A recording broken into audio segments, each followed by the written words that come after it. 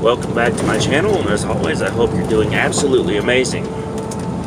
Today on the show, y'all, this one's for you truck drivers out there. Teams versus solo. Stay tuned.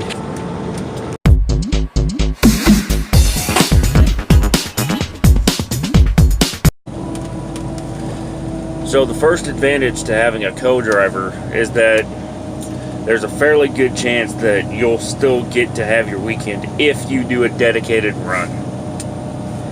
And another advantage to having a co-driver is that that co-driver can inform you if a situation happens along the road and he or she gets held up a little bit, so you can take some action to kind of speed your run up.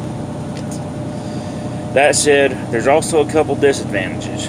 One of which is, if you're the type of person who can't sleep in a moving vehicle, and you need a hotel every time you stop, basically, that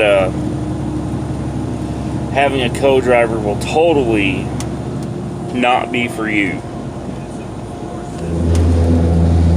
Because you'll be more tired, you won't be able to sleep, and the ride is kind of rough in a large truck or another vehicle that you're driving. Another disadvantage to having a co-driver is that you may not get along with him or her, because some drivers have worse attitudes than others or better attitudes than others, and it's just a matter of dealing with person to person. If you're having trouble with your co-driver, the best thing you can do is to report that driver's behavior to your dispatcher, whether that be good or bad. However,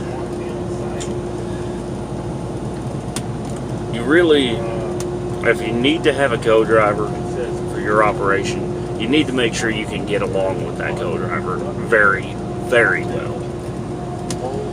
Some companies offer courses on what is the trucker's equivalent of crew resource management. I would highly encourage you to take one of those courses if you're starting out as a team driver. Now, if you're a solo driver, you know where you're going every day. You know how far you're going to get the truck. But the problem is, if anything happens along your route and your clock runs down, that you have the disadvantage of being held up, and that makes for some unhappy customers. So if you run solo